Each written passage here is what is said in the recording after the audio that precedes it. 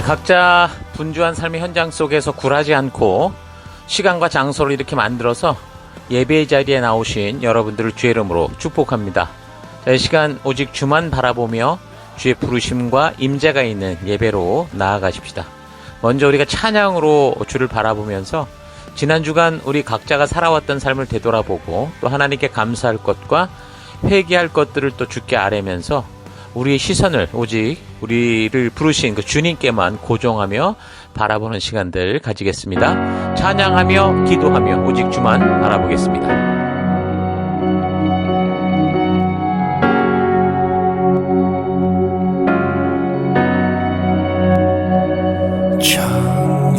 정결한 맘 주시옵소서. 오 주님, 정직한 영을 새롭게 하소서.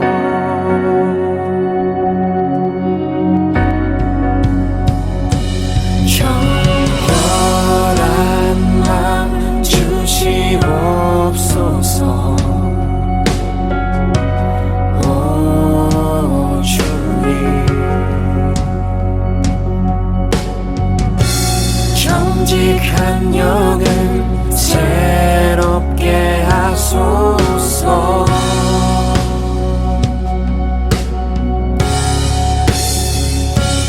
나를 주님 앞에서 멀리하지 마시고 주의 성령을 거두지 마옵소서.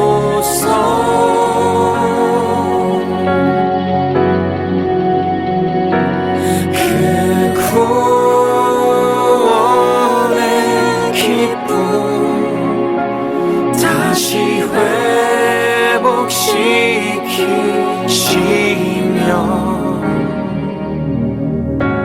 변치 않는 맘 내 안에 주소서.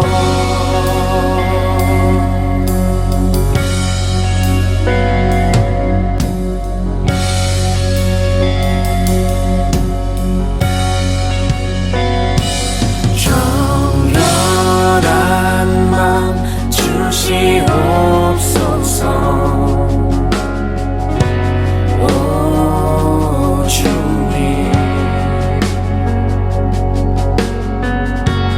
정직한 영을 새롭게 하소서.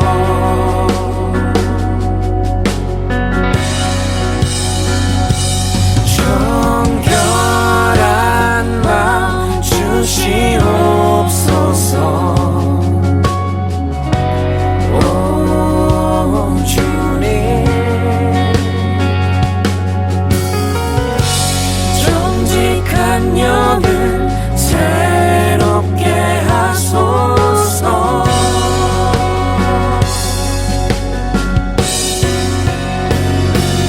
나를 주님 앞에서 하나님, 지난 한 주간 동안 나의 길 속에 늘 동행자가 되어주시고 먼저 앞서 인도하여 주시니 감사합니다. 그런 주의 인도 속에서도 한눈 팔고 거룩하지 못한 생각과 욕심과 본능 속에 휩쓸려 살아왔던 것 회개합니다. 용서하여 주옵소서. 이 시간 흔들리고 방황하는 그곳에서도 함께해 주시고 변함없는 길과 계획과 모든 걸음이 되어주시는 우리 하나님만 바라보겠습니다. 그 예배로 나아갑니다. 용서하시고 회복하시고 우리를 거룩히 하시는 우리 주 예수 그리스도의 이름으로 기도했습니다. 아멘. 자, 이제 다 같이 우리가 함께 주일 우리 찬양과 경배로 나아가겠습니다. 할렐루야.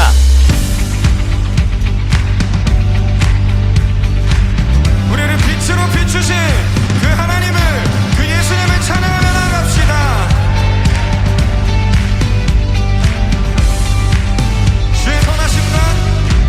주의 선하심과 진실함을 담기 원해. 그의 빛을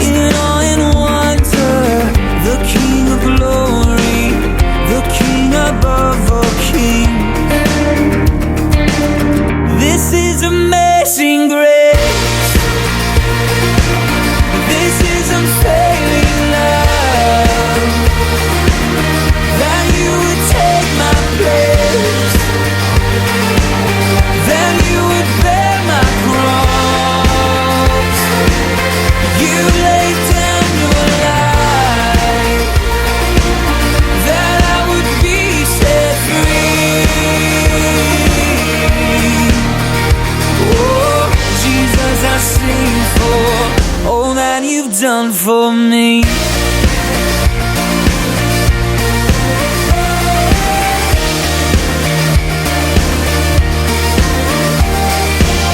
Who brings our chaos back into order? Who makes the orphan a son and daughter? The King of glory, the King of glory, who rules the nations with truth and justice, shines like the sun in all of its brilliance. The King of glory, the King above all kings. Yeah, this is amazing grace.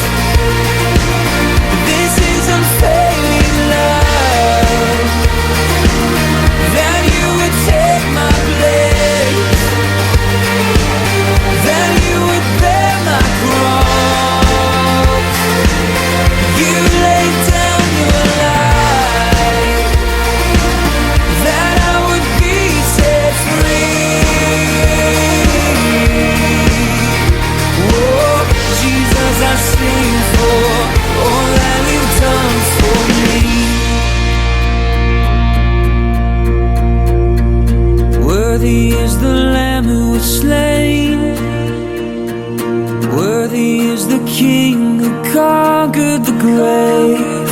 Worthy is the Lamb who was slain. Worthy is the King who conquered the grave. Worthy is the Lamb who was slain. Worthy is the King who conquered the grave. Worthy is the Lamb who was slain. Worthy, worthy, worthy. Oh, this is amazing grace. This is unfailing love. That you would take my place, that you would bear my cross.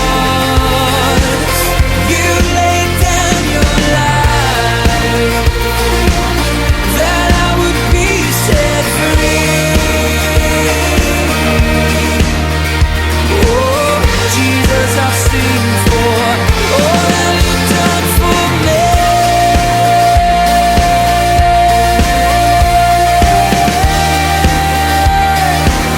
All that you've done for me.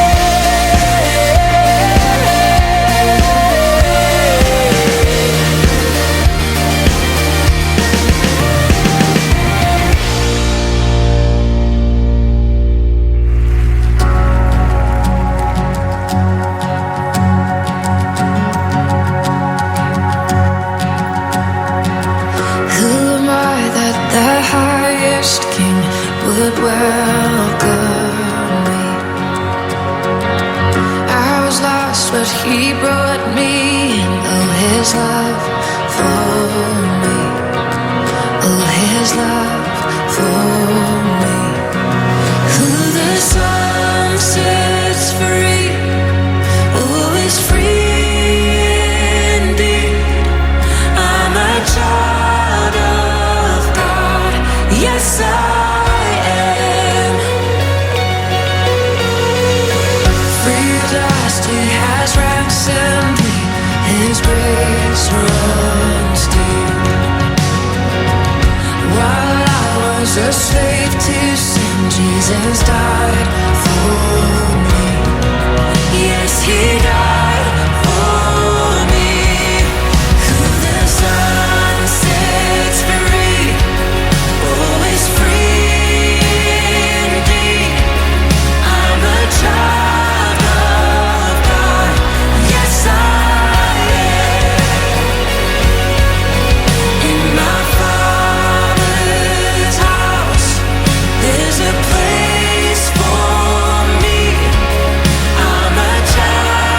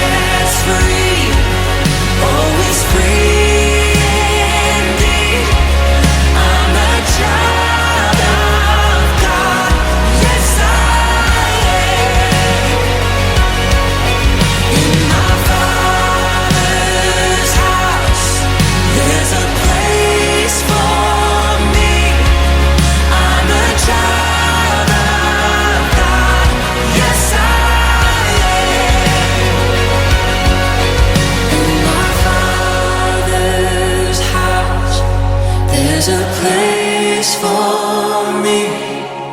I'm a child of God. Yes, I am.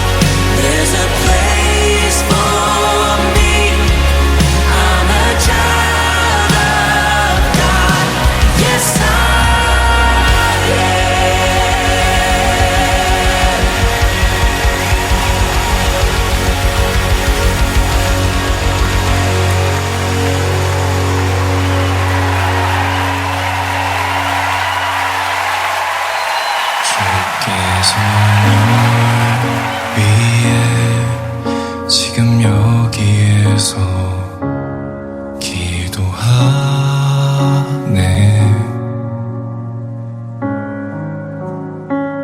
주께서 널 위해 지금 여기에서 기도하네.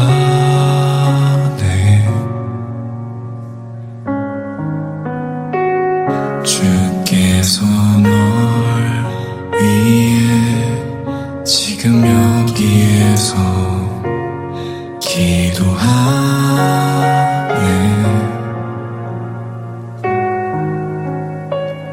주께서 널 위해 지금 여기에서 기도하네.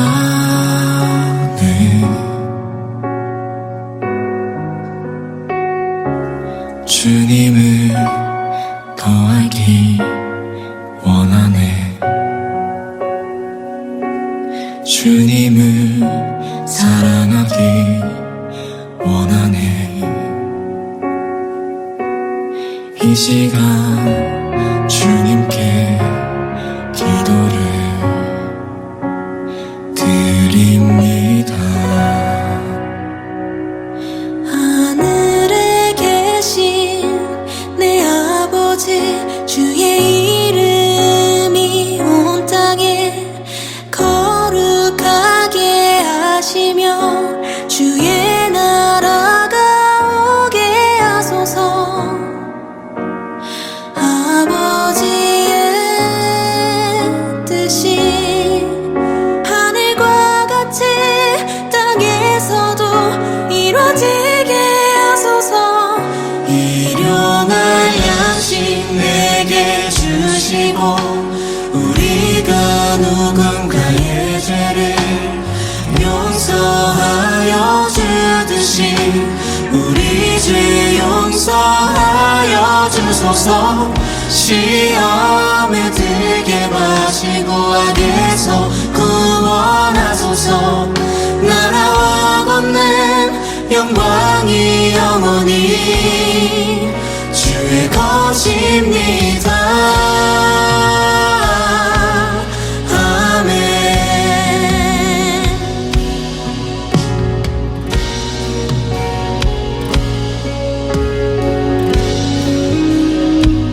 주께서 위에 지금 여기에서 기도하네.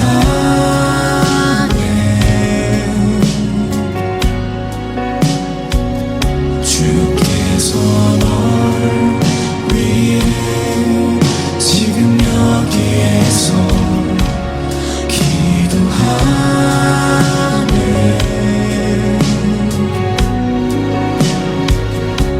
주님을 더 알기 원하네. 주님을 사랑하기 원하네. 이 시간 주님께 기도를 드립니다. 하늘에 계신 내 아버지, 주의 이름이 온 땅에 거룩하게 하시며 주의 나라가 오게 하소서. 아버지의 뜻이 하늘과 같이 땅에서도 이루어지게 하소서. 일용할 양식 내게 주시고 우리가 누군가의 죄를 용서하여 주듯이 우리 죄 용서하여 주소서. 시험에 들게 마시고 악에서 구원하소서. 나라와 권능 영광이 영원히 계신 내 아버지, 주의 이름이 온 땅에 거룩하게 하시며 주의 나라가 오게 하소서. 아버지의 뜻이 하늘과 같이 땅에서도 이루어지게 하소서. 일용할 양식 내게 주시고 우리가 누군가의 죄를 용서하여 주듯이 우리 죄 용서하여 주소서. 시험에 들게 마시고 악에서 구원하소서. 나라와 권능 영광이 영원히 주의 것입니다. 아멘.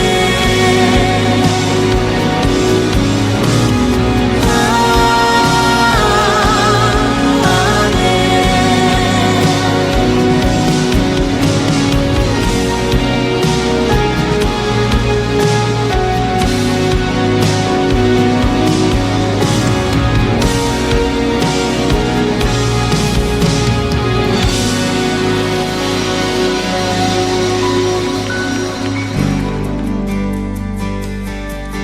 거룩하신 하나님, 주의 백성들이 주의 부르심 앞에 나옵니다. 지치고 상한 영혼들, 외롭고 곤고한 하루하루를 보내는 이들, 육신의 질병과 마음의 고통으로 지친 영혼들, 하나님 간절한 소망이 있는 영혼들을 위로하여 주시고 치료하여 주시고 거룩한 생명의 길로 인도하여 주옵소서. 각자의 예배 처소에서 주의 얼굴을 구하며 우리 주의 임재하심이 있는 예배로 서 있습니다. 우리의 예배를 받아주옵소서. 주의 거룩한 지성소에서 우리들을 오라 하실 때 예수의 피를 힘입어 겸손히 나아가는 우리가 되기 원합니다. 다 같이 사도신경을 고백하겠습니다. 나는 전능하신 아버지 하나님 천지의 창조주를 믿습니다. 나는 그의 유일하신 아들 우리 주 예수 그리스도를 믿습니다. 그는 성령으로 잉태되어 동정녀 마리아에게서 나시고 본디오 빌라도에게 고난을 받아 십자가에 못 박혀 죽으시고 장사된 지 사흘 만에 죽은 자 가운데서 다시 살아나셨으며 하늘에 오르시어 전능하신 아버지 하나님 우편에 앉아 계시다가 거기로부터 살아있는 자와 죽은 자를 심판하러 오십니다. 나는 성령을 믿으며 거룩한 공교회와 성도의 교제와 죄를 용서받는 것과 몸의 부활과 영생을 믿습니다. 아멘. 하나님, 우리의 이 고백이 단지 입술의 고백이 아니라 예배 순서로서의 고백이 아니라 우리의 삶으로 드러나는 고백, 우리 삶의 향기가 되고 우리의 그리스도의 편지로서 드러나는 우리가 되기 원합니다. 오직 주만 바라봅니다. 예수님 이름으로 기도했습니다. 아멘. 우리 주변 분들과 같이 인사하십시다. 하나님께서 당신을 사랑하십니다. 아멘.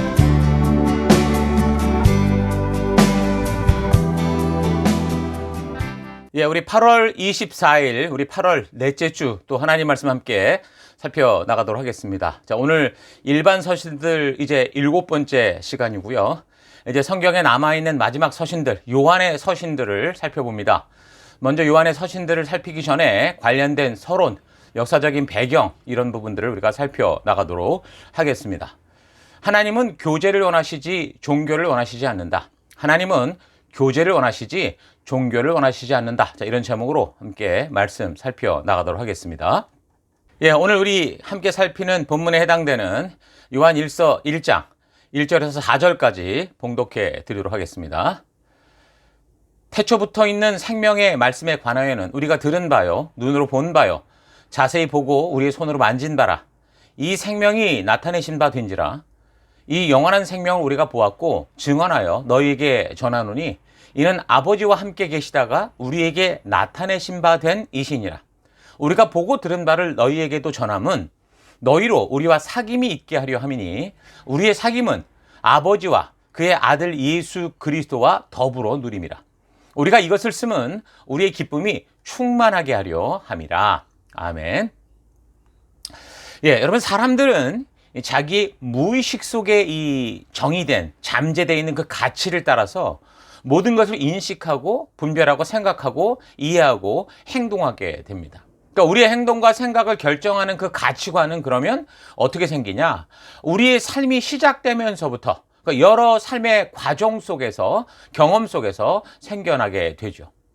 그러니까 교회와 신앙에 대해서 생기는 그런 가치들도 내가 어떤 교회를 만났느냐, 또 어떤 교인을 만났느냐, 또 어떤 목사님과 함께 했느냐, 그래서 그 교회가 뭘 강조하고 가르치느냐, 그러니까 교회 문화에 따라 그게 생겨나게 되는 겁니다. 아무리 뭐 교회를 다닐 때 뭐 날라리 없고 무관심한 것 같았어도, 심지어 미워하고 싫어한 것 같아도 미운정이 든다고 하듯이 같은 교회를 적어도 1, 2년 이상만 꾸준히 좀 다녔다면 뭔가 추구하는 그 가치가 자기가 그렇게 뭐 안 맞는 것 같은 그 공동체와 많이 닮아 있는 것을 우리가 부인할 수 없는 거죠. 그러니까 교회를 모르는 사람들도 그래요.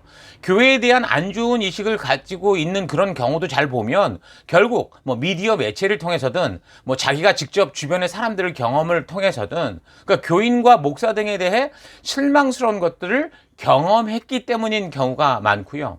거꾸로 교회에 대한 좋은 인식을 경험을 가진 분들도 보면 똑같은 거예요. 교회와 주변의 성도들을 통해 좋은 경험을 해서 그런 겁니다. 그러니까 마찬가지로 우리가 교회를 다니게 되면 우리가 인식하는 것들 모든 것에 대해서도 그렇다는 거죠. 그러니까 뭐 교회, 예배, 기도, 헌금, 뭐 봉사, 소그룹 모임, 헌신, 사랑, 뭐 희생, 중보, 금식, 뭐 예수님, 성령님, 은사, 선교 이 등등의 모든 것에 대해서도 우리가 교회 생활을 하면서 설교를 듣고 그 교육을 받는 등의 계속된 경험을 통해 그 교회 공동체에 있어서 함께 살아가는 그런 그 경험들을 통해서 우리가 어떤 가치로 우리 안에 형성이 돼 있다라는 거죠. 그래서 그렇게 형성된 가치가 우리에게 잠재됐고 그것에 따라 우리는 자동적으로 반응하며 행동을 한다는 겁니다.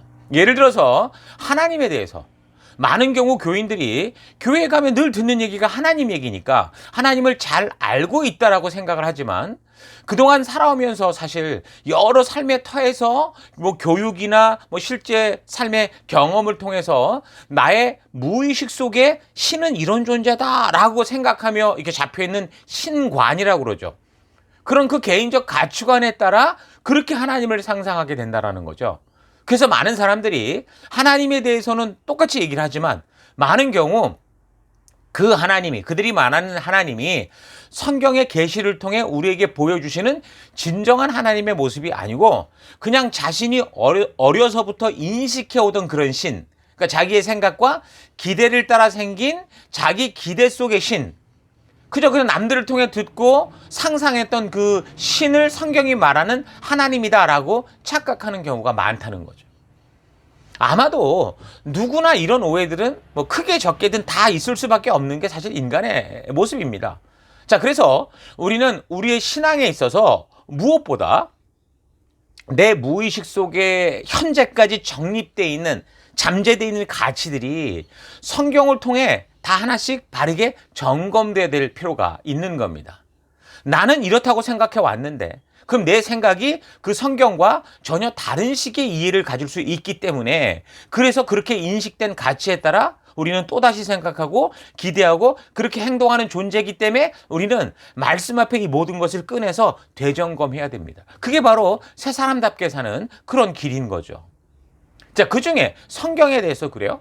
우리가 이것을 어떻게, 이 성경을 어떻게 정의하고 있느냐, 이 성경이 뭐냐라고 생각하는 거에 따라서 우리 신앙의 형태가 달라집니다. 어떤 사람들은요, 예를 들면 성경을 무슨 뭐 방언으로 적혔다 이렇게 말하는 사람이 있어요.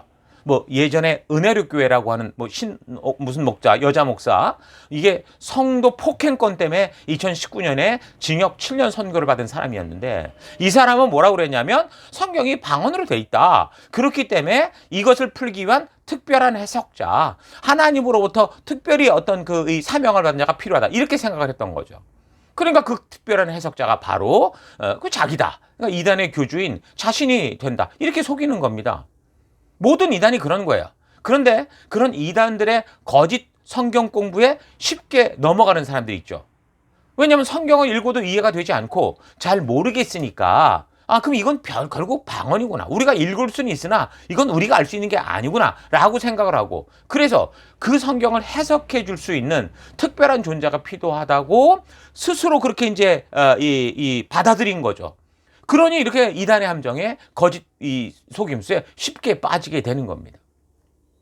그러나 우리는 늘 이 성경은 하나님께서 그 자녀들을 향해 보낸 편지다. 이런 얘기를 자주 하고 그렇게 우리가 믿고 있죠. 그러니까 성경은 방언으로 하나님의 뜻을 뭐 숨기려고 그렇게 한 책이 아니고요. 사람들로 하여금 쉽게 하나님의 마음을 알 수 있도록 보낸 편지, 설명한 책이다 그 말입니다. 그러니까 성경은 이미 하나님의 뜻을, 하나님의 마음을 다 해석해 놓은 책, 알린 책, 분명하게 알려주는 책이라는 말이죠. 그래서 할 수만 있으면 성경을 해석하려고 한다기보다 읽고 또 읽어서 이 흐름을 잘 파악해서 이해하려는 자세가 중요하다는 겁니다. 그러니까 사람들은 습관적으로 성경 말씀 속에 무슨 아주 심오한 숨겨진 의미가 있는가 해서 이 지나친 해석을 하는 경우가 많죠. 근데 그런 경우 보면 대체로 성경을 과잉 해석하게 돼서 이 본래의 뜻에서 멀어질, 그러니까 하나님의 뜻을 종교로 만드는 그런 이상한 일들이 많이 생깁니다. 여러분, 우리가 로마서 그러면 굉장히 어려운, 중요하면서도 어려운 책으로 우리는 받아들이고 있는데 바울이 이 로마서를 써서 로마에 보낼 때 거기에 아무 주석도 없었어요. 그걸 가지고 간 사람이 베베라는 자매였습니다.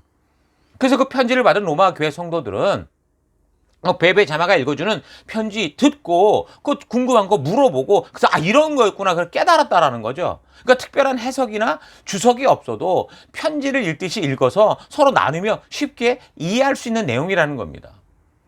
사람들은 근데 성경을 복잡하게 해석하는 이런 경우가 많은데 그런 얘기를 듣다 보면 성경은 이건 도저히 내가 이건 알 수가 없는 신비한 책이다. 정말 누군가 특별한 사람만 이걸 이해할 수 있는 책이다. 이런 식으로 자기도 모르게 인식을 하며 그 모든 걸 이제 목사나 어떤 이단의 교주나 이런 사람들은 이렇게 다 떠넘기게 되고 자기의 인생을 그들이 뒤통수만 보고 쫓아가는 그 어리석음에 빠지는 거죠. 여러분, 성경은 하나님의 신비함을 감추어둔 책이 아니고요. 하나님의 선하시고 기뻐하시고 온전하신 뜻을 창조로부터 이루신 하나님의 그 모든 일들을 밝히 드러내어 알게 하는 책입니다. 성경은 결코 비밀의 책이 아닙니다. 그 신명기 30장에 보면 그런 얘기를 해요. 이 말씀은 뭐 하늘 어디 높이 있거나 또 바다 저 건너편에 있어서 특별히 그걸 가져올 수 있는 사람이 가서 가져다가 해석해 줘야만 하는 게 아니다. 그 말씀은 너희에게 아주 가까이 있다, 이렇게 말씀합니다. 우리의 입 속에 있고 우리의 삶 속에 있고 우리의 마음 속에 있어서 언제든지 우리가 이 하나님의 뜻을 읽고 듣고 깨달아 알 수 있게 하셨다, 그렇게 말합니다. 물론 이렇게 말한다고 해서 성경을 우습게 보아서는 안 되지만 또 반대로 너무 지금 우리가 보듯이 무겁고 무섭게 봐서도 안 된다는 거죠. 우리를 창조하신 하나님 아버지께서 자녀인 우리들이 이제 보냄을 받고 살아가는 이곳에서 하나님의 창조의 뜻을 따라 축복된 삶을 살 수 있도록 하기 위해 하나님이 가이드해주고 있는, 말씀해주고 있는 그 편지가 바로 성경인 겁니다. 그러니까 우리가 이것을 좀 차분히 읽고, 그러니까 바르게 읽어가면 그 뜻을 충분히 알 수 있다는 거죠. 다만 편지의 순서에 상관없이 두서없이 막 보거나 또 보고 싶은 것만 골라보기보다 항상 말하지만 전체적인 눈으로 봐야 되는 겁니다. 그래서 우리 교회 같은 경우 강단에서 성경의 역사를 따라 쭉 살펴가는 이 순서를 따라 여러분들이 차분히 따라오면서 이게 성경을 계속 통독해 가면 돼요. 그렇게 차분히 반복해서 읽으면 분명한 하나님의 그 뜻과 마음을 우리가 분명히 만날 수 있다는 거 잊지 마십시오. 자, 그래서 우리가 계속해서 이 연대기적으로 살펴오는 순서에 맞춰서 성경을 그렇게 살피고 있는데 신약에 이제 거의 끝에 와 있다고 그랬죠. 그래서 오늘은 그 성경에 이제 정말 마지막이라고 할 수 있는 서신들, 요한이 적었던 서신들이 남아 있습니다. 이걸 이제 살펴볼 차례입니다. 요한은 누굽니까? 예수님의 제자였죠. 세베대의 아들이었습니다. 그리고 역시 예수님의 제자였고 가장 먼저 순교했던 그 야고보라는 사람의 동생이었어요. 요한은 12 제자들 중에 나이가 가장 어렸다고 그렇게 전해집니다. 그리고 요한은 예수님께서 십자가에 달리실 때 다른 제자들은 무서워서 다 도망치거나 숨어서 막 지켜보고 있었는데 예수님의 어머니 마리아를 인도해서 십자가 바로 아래까지 같이 갔던 인물이 바로 요한이었습니다. 그는 사도행전 그 초기의 상황을 보면 베드로와 요한이 함께 사역하는 걸 볼 수 있거든요. 사도행전 8장에 그렇게 함께 사역하는 게 언급이 되다가 그 후로는 그 이름이 나오질 않아요. 그러니까 예루살렘 공의회 때, 그러니까 사도행전 15장쯤에 가면 바울의 1차 전도 여행 이후에 예루살렘에서 공의회가 열렸을 때 거기 이제 대부분의 사도들과 많은 사람들이 모여서 이제 그 이 문제를 논의했던 걸 볼 때 아마 그때까지는 같이 함께 예루살렘에 있었을 것이다라고 추측이 됩니다. 자, 그런데 사도 바울이 3차 전도 여행 후 돌아왔을 때 예루살렘에 왔을 때 어땠습니까? 야고보가 바로 예수님의 동생 야고보가 예루살렘 교회의 수장이었던 걸로 봐서 그때는 아마 대부분의 사도들은 각각 사역지를 따라 떠났다라고 보게 되는데 아마 요한도 그때는 아마 예루살렘에 없었던 것으로 추측이 되고요. 언제인지 정확한 시간을 알 수 없지만 에베소 지역으로 가서 그 에베소 교회를 목회한 것으로도 우리가 찾아볼 수 있습니다. 그러니까 거의 이 사람이 100살 정도까지 살았던 것으로 추정이 되거든요. 근데 전에 오는 그런 이야기에 의하면 요한 같은 경우는 지금 다른 제자들이 순교의 길에 서는 걸 다 봤단 말이에요. 근데 자기는 그러지를 못했던 거죠. 그래서 자기 자신을 못난 제자라고 여기고 항상 그게 어떤 컴플렉스 같이 느끼며 살았다. 그렇게도 얘기를 합니다. 그러니까 요한에게는 보니까 어떤 신령한 은사가 나타나지도 않았고 그가 순교하지도 못했고 또 그냥 예수님이 부탁하셨던 그 예수님의 어머니 마리아를 모시고 살았던 거죠. 90세, 100세 될 때까지. 물론 그 전에 뭐 마리아는 돌아가셨겠지만 그렇게까지 교회를 지키며 살았기 때문에 아마 그래서 그렇게 생각했는지 모르지만 요한이 자기 자신을 못난 제자라고 생각했는지 모르지만 그런데 이제 사도 요한의 이런 역사를 쭉 보니 사도 요한은 예수가 그리스도 되심에 대한 산 증인이잖아요. 그 산 증인으로 모든 사도들이 복음을 전하다 죽는 그런 순교하는 자리에 갔어도 이 사람은 끝까지 살아남아 있어서 결국 예수가 그리스도 되심에 대해서 혼란을 겪고 있는 지금 우리가 살피고 있는 초대교회 그 당시 그 성도들이 끝까지 영광된 하나님의 약속을 붙들고 살아갈 수 있도록 실제 그 예수님을 본 함께한 증인으로서 요한 1서, 2서, 3서 그리고 이제 마지막에는 이 교회의 두려움 속에 있는 성도들에게 하나님의 그 마지막 메시지를 전하는 계시록을 기록함으로 그러니까 성경의 완성을 이루는 그런 역할을 한 인물이 바로 요한이라는 사람이었던 거죠. 자, 그래서 요한의 서신들이 적혀지는 시기에 관해서 이제 전체적인 역사의 흐름을 따라 좀 살펴보면 우리가 지금까지 AD 한 68년경까지 우리가 그 흐름을 살펴봤다고 볼 수 있어요.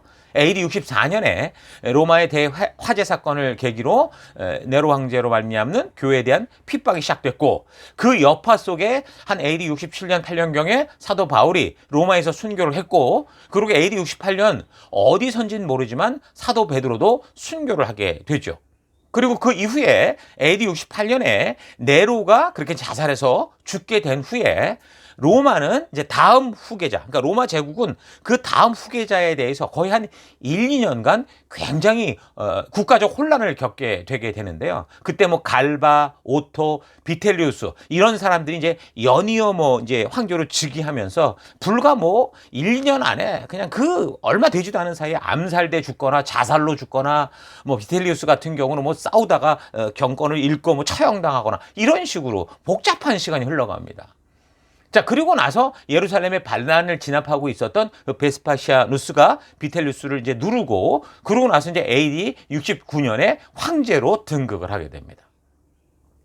자, 그래서 AD 70년에는 베스파시아누스 황제가 유대를 정복하려고 했던 것을 이어받은 그의 아들 로마의 티투스 장군에 의해서 예루살렘이 완전히 패망해 버렸고 지금 남은 사람들이 마사다 지역에 남아서 항전을 하고 있었는데 그 잔존 세력들도 AD 73년경 완전히 함락되면서 유대 반란이 완전하게 진압되게 됐죠. 그 예루살렘 교회, 그 시대 이제 예루살렘 교회의 경우는 어땠냐? AD 66년 유대인들의 로마에 대한 반란이 있기 전까지 유대교들의 박해를 받았단 말이에요. 사실상 교회의 중심적인 역할을 그래서 사실은 예루살렘 교회가 하지 못하고 시리아 지역의 그 안디옥 교회 바울과 바나바가 사역했던 그 교회 쪽으로 그 어떤 이 복음의 중심이 흘러갔다라고 볼 정도였는데 이 안디옥 교회의 중심 멤버라고 할 수 있는 바울이나 바나바는 어떻게 했어요? 선교에 이방 선교에 집중하게 되면서 사실 교회의 중심은 이제 점차 어디까지 흘러가게 되냐면 바울이 이제 개척하며 세웠던 교회들 그중에 이제 에베소 교회 쪽으로 그 이제 어떤 교회 중심이 옮겨갔다고 볼 수 있습니다. 자, 그런데 AD 67년 사도 바울도 순교를 했고 또 에베소 교회는 그래서 이제 디모데가 이제 맡아 이어오다가 나중에는 그래서 이제 사도 요한까지 이 교회를 담당하며 섬기게 됐다. 그렇게 봅니다. 자, 그렇게 이제 시간이 흘러가면서 AD 81년 그때 이제 즉위하게 되는 황제가 베스파시아누스 황제의 둘째 아들이었던 도미티아누스라는 사람이 황제가 되는데 이 AD 85년부터 이 사람이 황제 숭배권으로 이 황제의 숭배를 부인하고 거부하는 기독교를 로마 통치 전 지역에서 불법 종교로 이제 낙인 찍어서 여러 형태로 이제 핍박을 가합니다. 그래서 AD 93, 4년부터 AD 한 96년까지 3년간 아주 심하게 이 교회를 박해하는 일들이 발생하게 됐던 거죠. 그래서 이 박해 기간에 요한도 사실 이 박해를 받아서 끓는 물에 던져졌다고 했는데 이 사람이 죽지 않고 살아나는 거예요. 자, 그러니까 이제 박해자들이 이걸 보고 두려워했던 거죠. 저건 다 죽는 건데 저렇게 살아났다는 거는 이거는 어떤 신의 섭니다. 이래서 두려워해서 이 사람을 반모섬으로 유배시켜 버렸던 겁니다. AD 95년경이죠. 자, 그래서 그렇게 이 반모섬에 유배되어 있을 때 그때 이제 요한이 하나님의 계시를 받아서 마지막 요한 계시록을 기록하게 되는데 그건 이제 우리 이제 곧 이제 역사의 순서를 따라 우리 성경의 마지막인 계시록을 살펴나갈 때 또 이런 부분은 계속 살피도록 하겠습니다. 어쨌든 이런 전체적인 이 역사의 흐름, 우리가 살피고 있는 이 시대의 흐름을 좀 크게 좀 잘 파악하고 있어야 신약의 마지막 성경을 우리가 바르게 이해가는데 도움이 되는 것 잊지 마시기 바랍니다. 자, 그래서 AD 70년 예루살렘이 로마의 티투스 장군에 의해 멸망하면서 이제 유대인들의 중심이라고 할 수 있었던 예루살렘에서의 그 성전 제사 중심에, 그러니까 이 교회 중심, 그러니까 건물 중심의 삶은 이제 더 이상 유지할 수 없게 됐던 거죠. 그래서 이제 유대인들의 성전 중심의 삶에서 이제 마치 그 바벨론 포로 시기에 했었던 것처럼 회당 중심의 체제로 이게 점점 변화돼 갑니다. 사실 회당 중심으로 모이기 힘들었을 수 있는데 어쨌든 거의 뭐 가정에서 우리가 말하는 셀 교회처럼 많이 모였을 가능성이 많죠. 그러니까 페르시아 그 퀴로스 왕으로 인해서 이 포로에서 돌아왔을 때 예루살렘 성전을 재건했죠. 제2의 예루살렘 성전을 세우고 나서 역사의 풍파 속에서도 예루살렘을 중심으로, 그 성전을 중심으로 뭐 제사장과 성전 제사가 유지되어 왔다고 볼 수 있는데 이제 그런 성전 중심의 삶은 완전히 막을 내리고 회당 중심의 삶으로 변해간 거예요. 자, 그러니까 성전을 중심으로 그렇게 먹고 살았던 사두개파, 뭐 대제사장을 비롯한 성전 귀족 계층들은 이제 완전히 없어지게 된 거고, 또 로마에 의해서 완전히 그 반란이 진압되면서 로마에 저항했던 열심당원들도 다 사라졌고, 그리고 유대인의 대다수를 이루던 바리새인들 중에 이제 살아남은 사람들이 또 자기들이 어떤 그 모임을 통해 사내 드린 공의회 이런 걸 재건하면서 유대인들의 세계는 이제 거의 바리새 유대파, 유대인 바리새파들이 주도하는 그런 세상이 됩니다. 그래서 AD 70년 예루살렘의 멸망 사건은 예수 그리스도로 말미암아 성취된 언약을 무시하고 자기들끼리 이 성전 건물을 중심으로 종교로 지켜가던 그 고집스러웠던 유대인들에게는 사실 확실하게 이제 하나님의 언약이 성취됐다라는 것을 알게 하는 하나님의 그 경고, 섭리였다고 보거든요. 자, 그래서 하나님이 영원히 함께 하시겠다고 한 예루살렘 성전이라고 해도 여기 하나님의 마음이 빠진 예배당, 하나님의 진심을 외면하는 그런 예배를 드리고 종교화될 때 하나님께서는 지금 역사 속에서 그렇게 될 때마다 몇 번이나 이 예루살렘 성전을 무너뜨리심으로 말미암아 확실한 당신의 뜻을, 내 마음이 이런 거야 라는 거를 온 인류에게 알게 하신 거죠. 자, 근데 그럼에도 불구하고 유대인들은 하나님의 예언의 성취로 예루살렘 성전이 무너지고 그 회당으로 밖에 몰 수밖에 없는 그런 상황이었으면서도 여전히 하나님의 뜻을 외면한 채 자신들이 생각하는 메시아를 더 소망하고 기대하는 삶을 살아가고 있죠. 지금도 제3의 그떤 성전을 기대하고 그걸 세우려고 그렇게 애를 쓰고 그러고 살고 있습니다. 자, 그래서 그런 유대 사회 속에 함께 거하는 그리스도를 믿는 유대, 이 나사렛파 유대인들 같은 경우는 메시아가 이미 오셨고, 그래서 그분이 바로 예수다라고 증거를 하고 있었고, 그래서 유대 사회, 회당 곳곳에 가는 곳마다, 모이는 곳마다 그냥 이것 때문에 성경 해석으로 인한 충돌들이 계속 있었던 거예요. 그 한 교회에서 계속 이런 충돌들이 있었던 거죠. 그러니까 유대교 초창기에는 함께 회당, 그 같은 공간에 공존하면서 그렇게 이제 그들이 지냈었는데 그 안에서 갈등이 심해지고 충돌이 점점 심해졌던 거죠. 뭐 이제 예수님을 그리스도다라고 메시아라고 그걸 하나님이다라고까지 가니까 나중에 시간이 흘러서 AD 90년에 그 유대교 랍비들의 얌미아 회의, 여기서 구약의 정경화도 이루어졌던 회의였는데 이 회의를 통해서 이 그리스도교를 완전히 유대교에서 추방시켜버리고 분리하는 그런 일이 생기게 됩니다. 그러니까 말씀과 언약에 근거하지 않거나 말씀과 언약을 자기 마음대로 해석하게 되면 이런 고집스러운 종교에 중독된 사람, 유대교가 다 그런 모습이는 거죠. 그렇게 살게 된다는 거예요. 그러니까 바울의 경우는 어땠습니까? 이런 유대인들에게 그래서 그게 아니라는 복음을 전하다가 돌로 맞아서 갈라디아 지역에서는 한번 거기 선교 갔다가 죽은 줄 알 정도가 된 그러기도 했었잖아요. 그러니까 이런 식의 충돌은요, 요즘도 이 종교가 있는 곳에 늘 벌어져요. 요즘도 이슬람 같은 그 타 종교에서도 보면 각자 믿는 바가 달라요. 그래서 서로 파가 나뉘어서 서로 죽이고 죽이는 그런 일들이, 죽고 죽이는 일들이 막 벌어지는 것처럼 이 종교적인 이 생각의 이 어떤 이 갭은 굉장한 대립과 다툼을 만들어냅니다. 심지어 정통 교회들 속에서도 잘 보면요, 그렇잖아요. 믿는 것이 조금 다르다는 이유로 지금 수많은 교단들이 생겨나지 않습니까?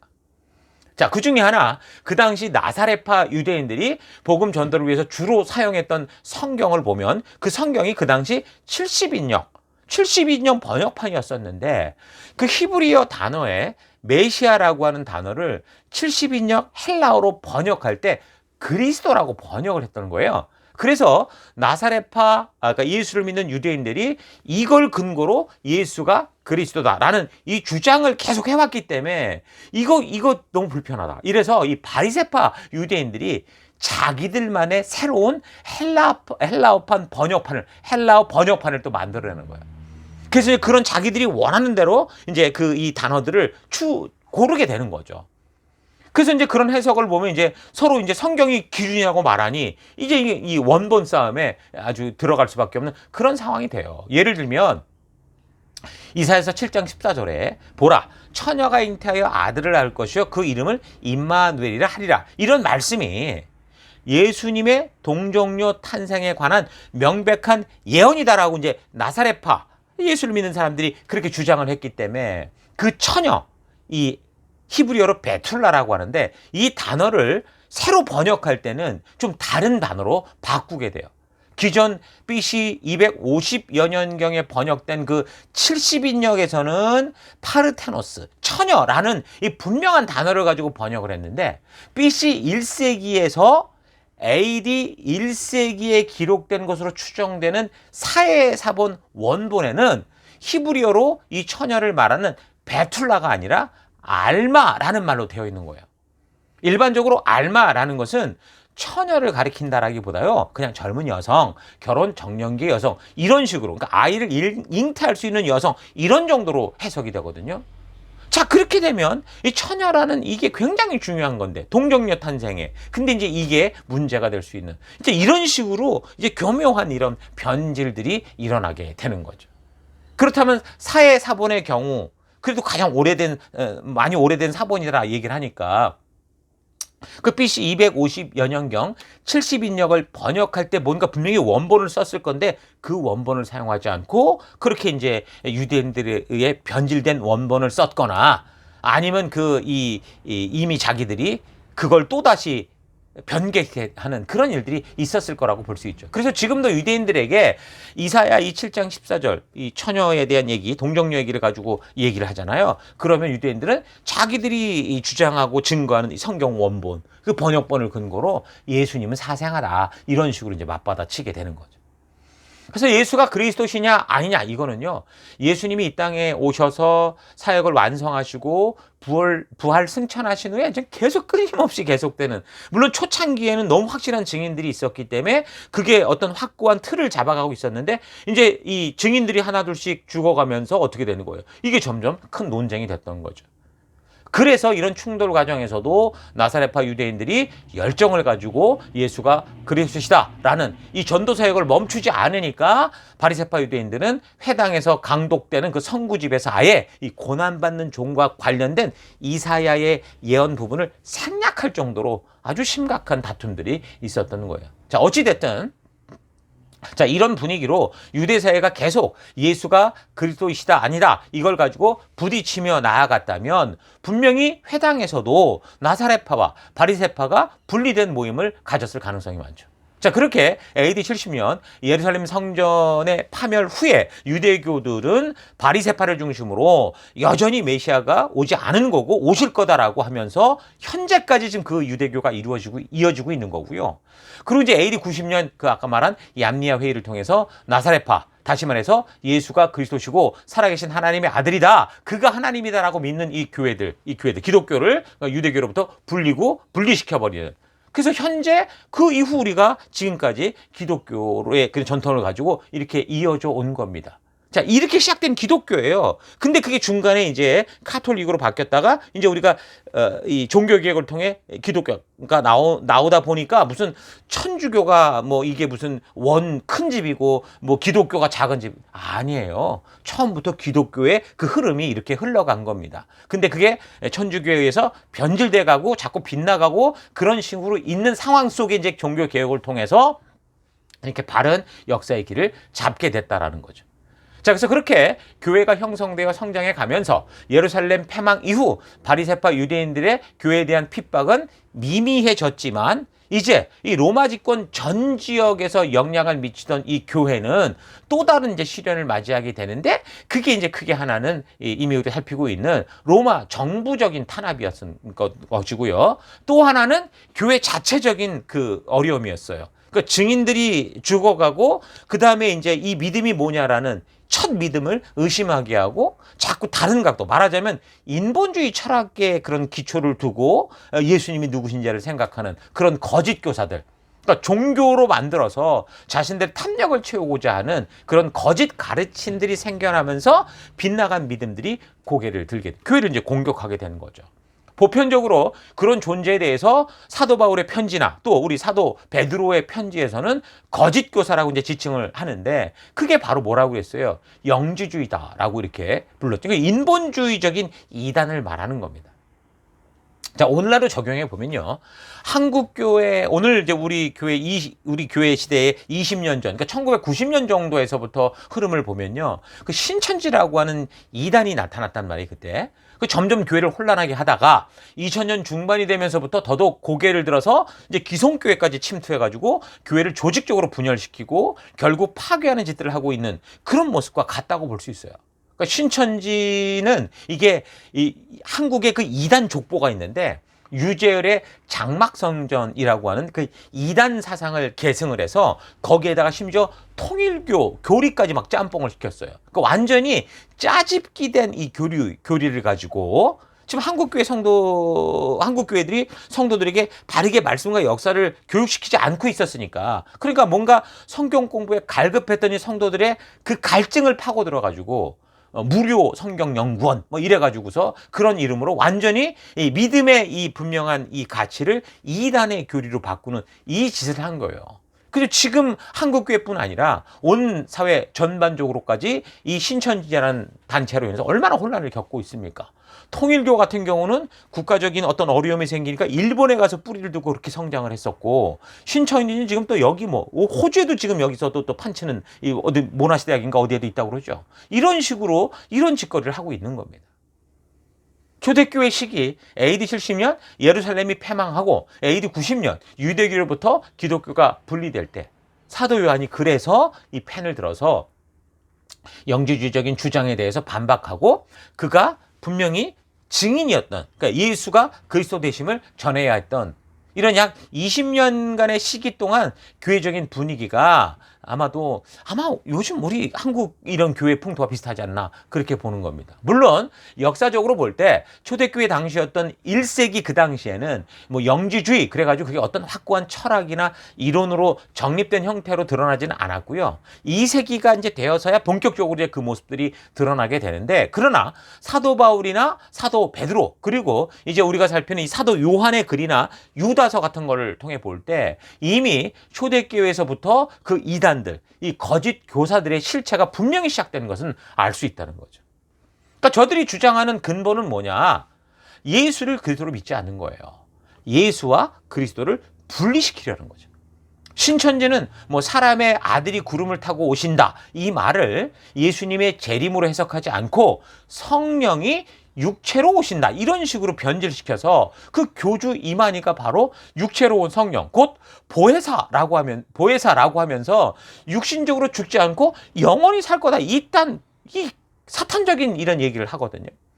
그런데 보니까 점점 시간은 흘러가고 그가 생생하게 젊어지는 게 아니라 점점 쪼글쪼글 할아버지 망태가 돼가니까 성령도 하나님이 죽으라면 죽을 수 있다. 이런 식으로 요즘엔 교리를 또 교묘하게 그 사후를 준비하는 걸 봐요. 계속해서 그 단체에 빠진 사람들이 거기서 헤어나지 못하고 그렇게 세뇌되는 그런 일들을 하고 있는 겁니다. 자, 그러니까 이단을 보면 그들 모두가 그래요. 예수가 그리스도 되심을 부인하거나 이걸 변질시켜서 자기가 그 틈새로 들어가는 거죠. 신의 대변자인 것처럼 떠들어대는 거예요.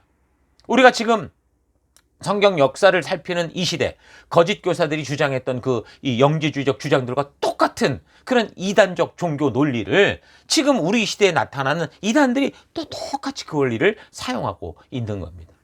영지주의의 주장은 영적인 존재의 완벽한 어떤 신이 어떻게 인간의 이 더러운 육체를 입고 그렇게 살 수 있냐? 그 본성의 지배를 받냐? 본성이 뭡니까? 재물욕, 성욕, 식욕, 명예욕, 수면욕 이런 걸 지배받는 불완전한 육신의 모습이 어떻게 그 완벽한 신이 되냐? 그럴 수는 없다. 이래가지고서 인간 사고에 그냥 갇혀 있는 거. 그런 어떤 논리에 갇혀져 있는 거죠.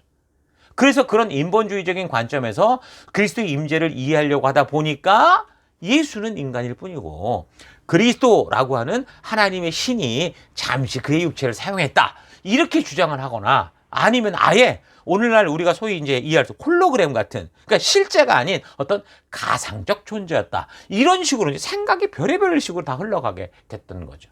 자, 그러니까 예수가 그리스도시다라는 것에 대한 믿음 예수가 성육신 하신 하나님이 보낸 하나님의 아들이요 완전한 신이요 구약의 모든 언약의 성취이신 메시아로 오셨다라는 것에 대한 이 믿음 이게 우리의 믿음이고 이게 기독교의 핵심인데 여기에 딴지를 걸고 그래서 교인들로 하여금 오늘날 신천지에 유혹되듯이 믿음에 대한 혼란기를 가중시키고 있었던 그게 지금 우리가 초대교회 사도 요한이 이 펜을 들을 수밖에 없었던 그 상황이었던 거예요.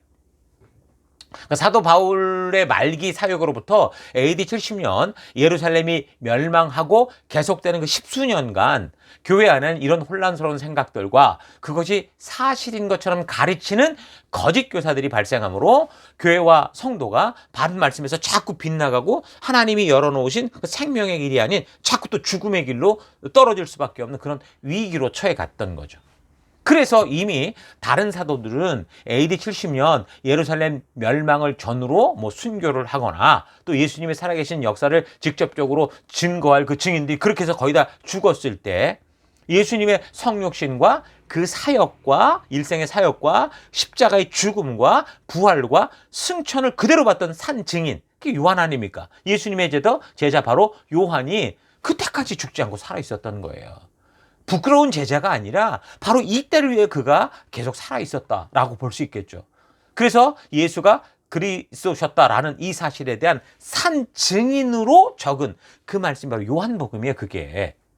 그러니까 우리가 이미 예수님의 생애를 살피면서 한참 전에 요한복음, 복음서에 이걸 살폈는데 이 요한복음서의 기록 시기는 그런 AD 지금 우리가 살피는 85년, 90년경이라고 볼 수 있어요. 자, 그러니까 교회가 이렇게 예수가 그리스도 되심에 대해 거짓되이 가르치는 이들로 인해 혼란을 겪는 이 시기에 예수님은 분명히 성육신하신 하나님이셨음을 전하는 이 요한복음이 바로 예수님의 이 모든 사역을 본 산증인 사도 요한에 의해 그때 적혀진 거죠. 자신이 직접 그 예수님의 사역과 죽음과 부활과 승천을 본 산증인으로서 예수님이 누구신지, 예수님이 왜 그리스도가 되시는지, 예수님께서 스스로 선포하셨던 그 말씀들을 근거로 그러니까 나는 뭐뭐다라고 말했던 예수님의 그 7가지 자기 선포와 또한 오직 인간은 흉내낼 수 없는 하나님만이 해가실 수 있었던 그 표적 7가지를 또 증거로 줬고 그래서 예수님이 바로 그리스도시고 살아계신 하나님의 아들이셨다라는 것을 증거하는 그런 그 예수님의 생애가 담긴 그 기록이 바로 복음서 요한복음인 거예요. 그래서 이 마태, 마가, 누가복음은 우리가 보통 공간복음서라고 해서 이 요한복음보다 훨씬 더 훨씬이 아니라 이전에 적혀졌기 때문에 좀 그런 어떤 시기를 두고 우리가 분리해서 보는데 그 예수님의 행적을 역사적 사건을 중심으로 그렇게 이제 증거했던 게 마태, 마가, 누가복음의 내용이라고 한다면 요한복음은 바로 이런 시기에 예수님의 신성, 그가 하나님이셨다, 그가 그리스도다라고 하는 여기에 초점을 맞춰서 그 예수가 그리스도이심을 분명하게 증거하는 그런 내용으로 그렇게 적혀졌어요. 그래서 우리가 마태, 마가, 누가복음과 요한복음 좀 분리해서 보기도 하는 겁니다. 자, 그리고 이제 우리가 이제 살피게 되는 요한 1서, 2서, 3서 이 서신들은 요한복음을 통해서 예수가 그리스도이심을 듣고도 계속해서 교회 안에서 예수님이 그리스도의심에 대해서 의문을 품고 예수님은 어떤 종교의 대상, 사유의 대상으로 만들어서 교회를 혼란하게 하는 것에 대해서 성도들로 하여금 하나님과의 바른 사랑의 교제 가운데 나아갈 수 있도록 하기 위해 적혀진 겁니다. 저들은 하나님께서 우리 가운데 성육신 하셔서 우리의 죄를 사하시고 성령으로 함께 영원히 거하시고자 하는 하나님의 진정한 인격적 교제로의 초대에 대해서 단지 그냥 종교적, 철학적으로 자꾸 받아들였던 거예요. 그리고 어떻게 거룩한 신이 본능에 끌려 살 수밖에 없는 이 육신에 살 수 있겠냐 이런 식으로 생각을 해서 예수님의 성육신을 부인했죠. 자, 그래서 예수님께서 스스로 계시하여 말씀해 주신 하나님의 뜻까지 외면했고, 그래서 자기의 철학을 따라 자기들의 종교를 만드는 그런 일들이 벌어졌단 말이에요. 그래서 하나님의 사랑의 현현, 명백하게 나타난 증거요, 모든 구약의 성취가 되는 예수님을 단지 그냥 종교적인 이론 속에 가두어서 자기들이 생각하는 그런 우상, 금송아지로 만들어서 심지어 자기들이 하나님과 유일한 어떤 중보자인 것처럼 거기에 끼어들어서 이 돈을 뜯어먹는 그런 일을 했다는 거죠. 자, 그러니까 예수님은 하나님께서 우리에게 살아있는 인격적 관계를 원하시는 증거요, 증인으로서 이 땅에 오셔서 과연 어떻게 하나님과 인격적 관계, 사랑의 관계를 회복하는지를 지금 알려주셨고 그 관계를 열어주셨는데, 그래서 결국 하나님의 자녀된 백성으로 하나님과 교제하고 사랑하고 또 더불어 이제 우리 함께 된 이웃들을 사랑하며 살아가는 축복된 삶으로 우리를 불러주신 건데, 그런데 이 영지주자들은 그런 예수님을 종교 속에 가두고 이론화된 그런 이 어떤 지식으로 만들어서, 그래서 자기들만 이 특별한 지식으로 깨닫게 되는 것처럼 그렇게 자랑하면서 함께 사랑하며 살아가야 될 이웃을 무시하고 이 종교적인 하위 계급처럼 그렇게 취급하는 일들이 생긴 거죠. 자, 그래서 요한 1서, 2서, 3서 그리고 유다서를 통해서는 종교적 이런 이론 싸움에 빠지지 않고 살아계신 하나님과의 참된 교제 가운데 살아갈 수 있도록 성도들이, 그래서 사랑에 대해서 이야기를 하고요, 말씀을 지켜가는 것이 하나님과의 진정한 관계 속에 하나님과의 동행의 진정한 핵심이다, 이 말을 해주고 있는 겁니다.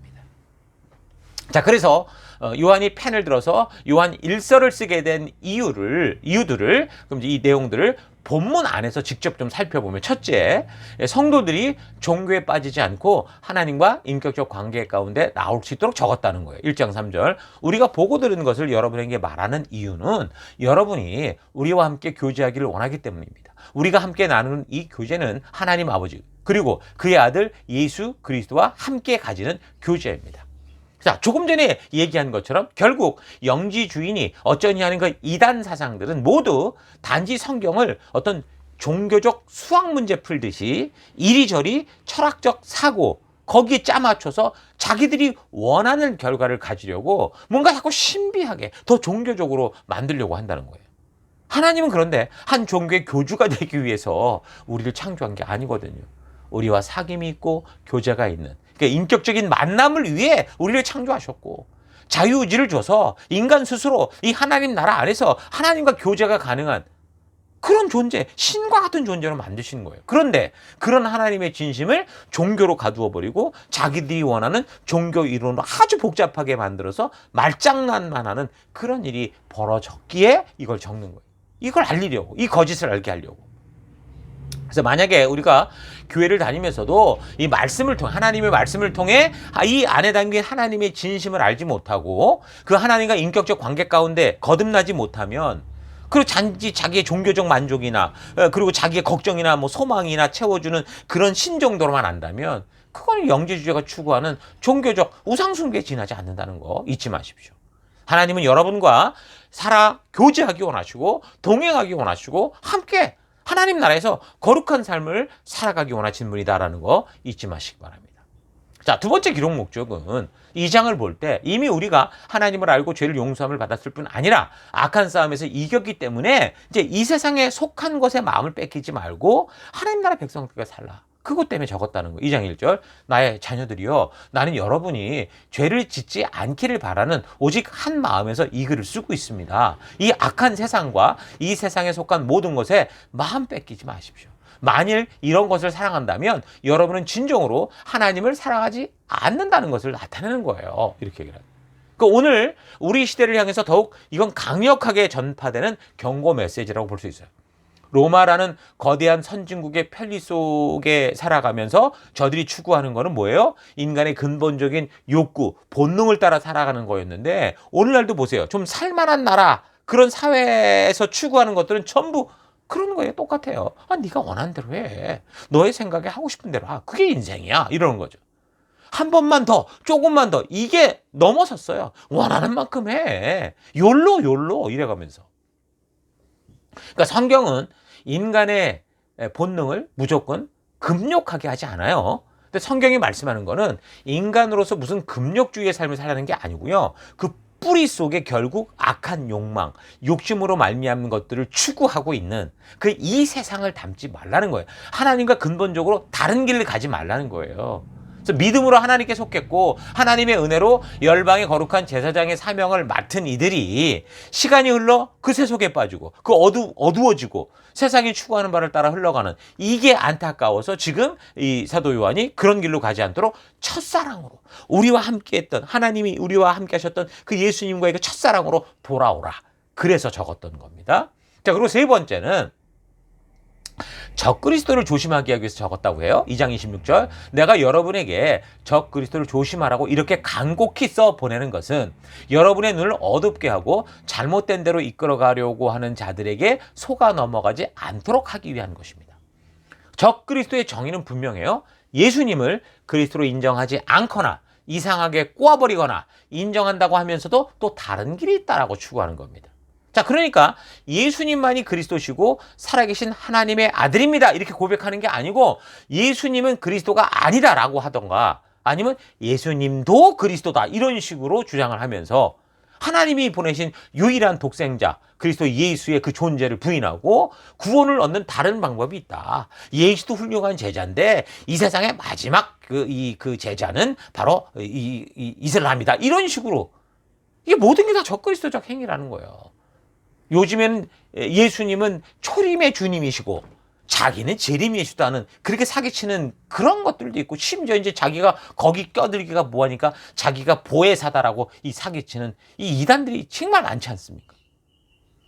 여러분 예수님의 성육신과 그리스도 되심을 교묘하게 부인하고 종교의 함정에 빠뜨리는 그게 바로 적그리스도적 행위다. 그렇게 보면 우리도 교회 안에서 우리가 기대하는 하나님을 만들어갈 때 그럴 수 있다는 거 잘 기억하시고 사도 요한이 이 글을 적을 수밖에 없었던 이 안타까움을 통해서 하나님의 온전한 뜻을 하는 우리가 되길 바랍니다.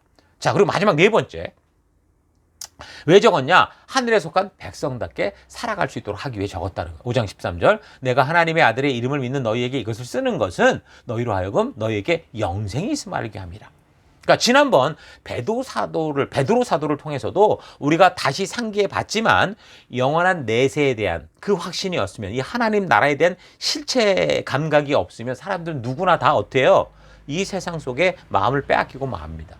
사도 요한 또한 성도는 하늘에 속한 백성으로 이 땅에서 나그네된 삶을 살아가는 것이 성도의 삶이다라는 걸 잊지 말라고 하면서 그래서 이 땅 가운데에서 하나님의 뜻을 따라 걷는 생명과 빛된 그 믿음의 길을 걷자. 우리를 부르신 그 증인된 삶을 살아가자. 도전하는 겁니다. 성경으로 말미암는 말씀의 기초 위에 우리의 믿음을 세워가지 않고요. 단지 종교적으로 교회당만 왔다 갔다 하면서 세상 우상 숭배자들이 다른 곳에서 추구하듯 하나님이라는 신의 힘을 이용해서 이 교회 안에서 자기가 원하는 것들, 자기의 욕망과 욕심과 기대를 충족할 수 있던 이런 생각만 가지고 교회를 다니는 건 아닌가? 여러분 이번에 잘 생각해 볼 수 있기를 바랍니다. 자, 오늘은 이렇게 요한 서신에 대한 서론적인 부분들을 우리가 나누었는데요. 앞으로 2주간 동안 제가 좀 한국을 방문할 일이 있어서 이제 앞으로 이제 2주간 동안은 우리 다른 분들이 이 강단을 좀 지켜서 섬겨주실 거고요. 오늘 지금 이 내용 살핀 내용 이어지는 사도 요한의 이 서신들 요한일서부터 3서까지 유다서까지 그 내용은 이제 9월 14일 주일에 이어서 계속 살펴나가도록 하겠습니다. 자, 이 한 주간 여러분 요한의 서신이 기록된 역사적인 배경들을 잘 기억하시면서 요한 1, 2, 3서 여러분 계속 반복해서 읽고 묵상하면서 한 주간 은혜 가운데 정말 이 어두움 속에 진정한 빛을 잃지 않는 거룩한 주의 백성으로서는 여러분 되기를 주의 이름으로 축원합니다. 우리 잠시 들은 말씀을 가지고 묵상하며 기도하겠습니다. 함께 묵상하십시다. 하나님은 우리와 종교적인 관계를 원하는 분이 아닙니다. 그래서 종종 목사님들이 이 기독교는 종교가 아니라 자꾸 관계다 이런 말을 하는 걸 많이 들어보셨을 거예요. 하나님은 예수 그리스도로 말미암아 자기의 백성을 구원하셔서 종교적인 노예로 삼고 너무 늘 반복적인 제사드리게 하고 축혜세움 받으려고 우리를 교회로 모은 게 아닙니다. 창조의 하나님께서는 창조로부터 인간들과 인격적 관계를 원하셨어요. 우리를 하나님 나라 백성으로 부르시는 겁니다. 인간들은 그런 하나님의 진실을 외면하고 무시했지만 하나님은 여전히 변함없이 우리를 사랑하시고 당신의 생명을 주어서라도 그 관계를 회복시켜 하나님 나라를 이루어 가십니다. 그래서 예수를 믿으면서 종교 생활을 하지 말고 하나님과 교제하며 하나님 나라 백성답게 살아가는 그런 백성들이 되어야 됩니다. 되어야 합니다. 예수님이 그 하나님과의 관계를 회복하기 위해 십자가에 죽으시고 우리에게 이 마음 잊지 말라고 그렇게 하셨던 걸 기억하셔야 돼요. 나는 종교로 살아가고 있는지, 그래서 아니면 진정한 관계 속에서 하나님과의 그 관계 속에서 그렇게 하나님의 자녀로 살아가고 있는지 스스로를 되돌아보고 그런 하나님의 진실한 마음을 기억하여 다른 이 결단과 또 종교적인 삶이 아니라 하나님과 동행하는 그런 삶으로 나아갈 순종의 마음을 갖는 우리가 되기를 바랍니다. 이 시간 말씀을 통해 그런 결단이 있기를 바랍니다. 그런 결심이 있기를 바랍니다. 그래서 2025년 남아있는 이 시간 동안 더더욱 그 하나님과 이 하나님 나라에서 하나님과의 그 이 관계, 이 동행의 길을 걷는 그런 거룩한 우리의 결단과 그런 결심이 있기를 바랍니다.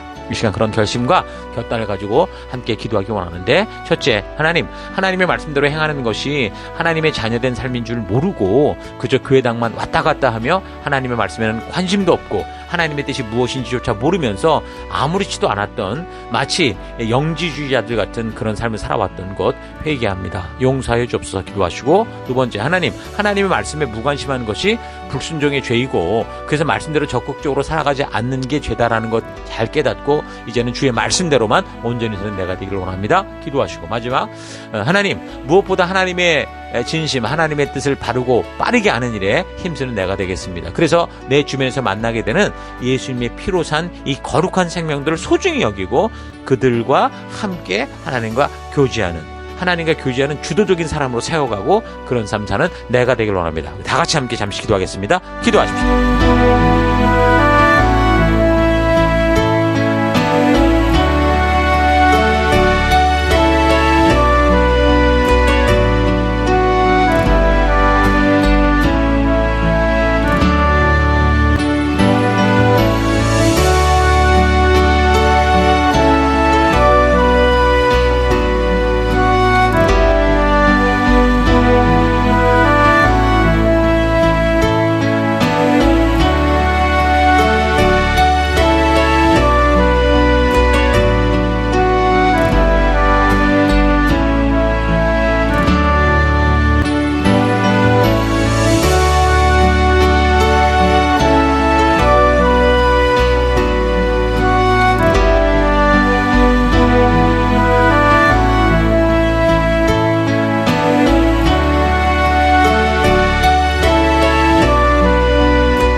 사랑의 하나님, 우리가 이제 신약의 거의 마지막 부분들, 마지막 역사를 살펴가고 있습니다.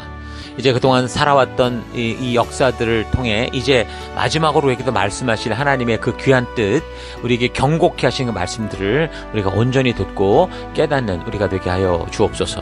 하나님께서 오늘 우리가 말씀을 듣고 깨닫게 되는 것은 정말 우리 하나님의 뜻대로 행하는 것이 하나님의 자녀된 삶이라는 걸 잘 모르고 그저 교회당만 왔다 갔다 했던 것, 말씀에 관심 없었던 것, 하나님의 뜻이 무엇인지조차 모르며 그저 열심히 교회당만 왔다 갔다 했던 것 회개합니다. 바로 이게 영지주의자들의 모습이라는 거 잊지 않고 하나님 그런 길 가지 않도록 역사하여 주옵소서. 하나님의 말씀에 무관심한 것이 그게 불순종이고 그래서 말씀대로 적극적으로 살아가지 않는 게 그게 얼마나 무서운 것일까를 깨닫고 이제 하나님 오직 주의 말씀만을 따라 살아가는 내가 되기를 원합니다. 무엇보다 하나님의 진심, 하나님의 이 뜻을 바르고 빠르게 아는 일에, 그러니까 성경 가운데 나아가는 일에 힘쓰는 내가 되기를 결단합니다. 그래서 우리 주변에서 만나게 되는 어떤 사람이든 하나님의 피로 산, 예수님의 피로 산 거룩한 생명임을 알고 이들도 주님의 그 거룩한 부르심으로 이끌고 함께 나아가는 그런 증인된 삶 살아가는 우리가 될 것을 결단합니다. 이 한 주간도 그런 길로 우리를 이끄시고 그런 하나님의 놀라운 그 사랑 가운데 동행해 주실 우리 하나님을 찬양드리고 감사하며 예수님 이름으로 기도했습니다. 아멘.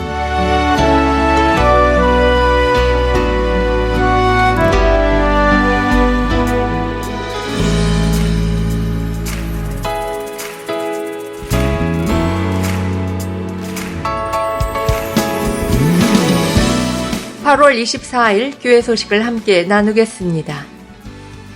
이번 주는 2025년 셀웨이크 30번째 주간입니다. 우리 교회는 셀 모임을 통해 생명 낳는 생명을 세우는 사명을 감당하고 있습니다.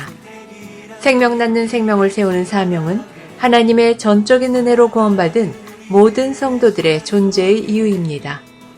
이것을 위해 우리가 구원받았고 우리가 이곳의 한 교회로 모여 하나님 나라를 이루며 지금까지 달려가고 있는 것입니다. 그러므로 모든 성도는 영적인 가정 셀에 속하여 말씀의 기초를 확실하게 쌓으며 하나님께서 순종하는 우리를 통해 이루시는 치료와 회복의 놀라운 은혜들을 누리시기 바랍니다. 사랑의 돌봄과 성경과 역사 교육, 이것이 가장 중요하고 부름받은 자들의 핵심적인 사명인 것을 잊지 말고 셀 모임으로 적극적으로 모여주시기 바랍니다. 8월 넷째 주인데요. 매월 네 번째 주간 저희 교회가 집중하는 사역 포인트는 교회에 속한 모든 성도를 주님이 주신 이 교회의 사명에 합당한 사역자, 동역자로 세워가는 것입니다. 각자의 달란트에 맞는 자발적 헌신으로 성도로서 신나게 사명을 감당하는 사역의 현장을 만들어 가십시다. 성도는 교회의 구경꾼이 아니라 교회에 속한 성도로서 우리가 각자 감당해야 할 책임에 헌신하는 것이 하나님 나라를 세워가는 성도로서의 사명임을 잊지 말고 함께 하나 되십시다. 2025년 8월 전체 동역자 리더십 모임이 있습니다. 오늘 저녁 8시 30분 전체 동역자 리더십 모임이 줌 미팅으로 진행됩니다. 매월 마지막 주에 모이는 정기 모임이지만 이번에는 목사님께서 한국 방문 일정이 있으셔서 한 주 앞서 모이게 되는 것입니다. 사명의 현장을 달려가는 우리들이 함께 모여 우리가 감당하는 현재의 사역 현장을 말씀의 기준을 따라 파악하고 서로 대화와 나눔을 통해 우리가 나아가는 방향과 방법들을 점검하고 새 달을 맞이하며 함께 약속하고 나아갈 사역들을 나누는 시간들입니다. 모두 잊지 마시고 모임에 참석해 주시기 바라고 혹시나 부득이한 사정으로 참여하지 못할 경우 반드시 목사님께 연락을 주셔서 그런 상황들을 파악하실 수 있도록 협력해 주시기 바랍니다. 저희 교회를 새로 방문해 주신 지체들을 환영합니다. 오늘 이곳 예배당 예배에 그리고 영상 온라인 예배에 처음 참석해 주신 분들을 주의 이름으로 환영합니다. 우리를 이곳에 부르시고 함께하게 하신 하나님께 감사하고 그 사랑으로 우리 모두 함께 귀한 교회로 하나 되는 시간들이 되기를 바랍니다. 오늘 예배 후 성도의 교제는 본당 옆 건물 1층 로봇 화이트홀에서 모이게 됩니다. 함께 오셔서 귀한 성도의 교제 가운데 하나님의 은혜와 축복을 경험하실 수 있기 바랍니다. 예배 후 교제는 스캇 교회의 오후 예배가 있어서 4시 50분까지 마치고 모두 함께 교제했던 테이블이나 의자들을 정리하신 후 5시까지 퇴실합니다. 이어지는 교제는 멜번시티 곳곳에서 자유롭게 누리시기 바랍니다. 다음 주일 예배 계속해서 스캇 처치 예배당에서 예배 드립니다. 우리가 예배를 드리고 있는 멜번시티 CBD 안에 있는 스캇 처치 본당에서 2시에 예배를 드립니다. 미리 예배 시간 5분 전까지 오셔서 거룩하고 귀한 예배, 하나님의 말씀으로 거듭나는 예배 되도록 하십시다. 우리가 드리는 예배는 계속해서 매주 영상으로 미리 준비되어 교회 사이트에 매 주일 오전 6시에 업로드됩니다. 또한 교회 유튜브에도 같은 시간에 업로드가 되니 어떤 이유로든 예배당 예배를 나오지 못하게 되는 경우 각자가 처한 처소에서 각자 가능한 시간에 하나님의 부르심 앞에 스스로 나아가 예배 드리실 수 있기 바랍니다. 내가 처한 어떤 상황과 환경 속에서도 변함없이 거룩한 예배자로 서서 온전한 예배를 드리실 수 있기 바랍니다.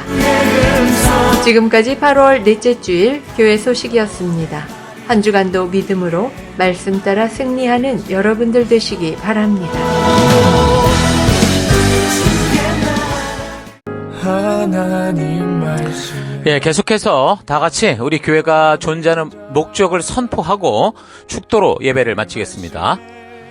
2025년 사람을 세우는 교회임을 잊지 않고 살아가는 교회 되기. 그 사명을 감당할 때 사랑을 가지고 사명을 이루는 교회 되기. 하나님이 주신 방향을 잃지 않고 열심을 다하는 교회 되기. 사명을 위해 구별하신 열방의 제사장 나라 거룩한 교회 되기. 어떤 상황과 환경 속에서도 하나님의 말씀대로 용기 있게 순종하는 교회 되기. 아멘. 자, 이런 부르심 잊지 마시고요. 이제 각자 보냄을 받은 삶의 터 곳곳으로 돌아가셔서 진정한 하나님 나라를 이루어 가실 때 이 세상의 풍요와 화려함에 속지 마시고 어둡게 되지 마시고 부르신 사명 따라 선 그곳에서 거룩한 빛과 소금으로 승리하는 한 주 되시기를 축원합니다. 다 같이 기도하겠습니다. 이제는 우리 주 예수 그리스도의 은혜와 하나님의 그 크신 사랑하심과 성령님의 감화, 감동, 위로, 축복, 충만하심이 오늘 말씀을 통해 하나님께서는 우리를 종교의 노예로 삼으시는 게 아니라 하나님께서 창조하신 세계 속에서 거룩한 하나님의 형상을 닮은 존재로 하나님과 동행하며 함께 하나님 나라를 이루어가는 신을 닮은 존재로 세우셨음을 깨닫고 그래서 더 이상 종교의 길이 아니라 하나님과의 진정한 관계의 길로 나아가기를 선택하는 모든 백성들 머리 위에 이제로부터 영원토록 함께 하실지어다. 아멘. 하나님 말씀에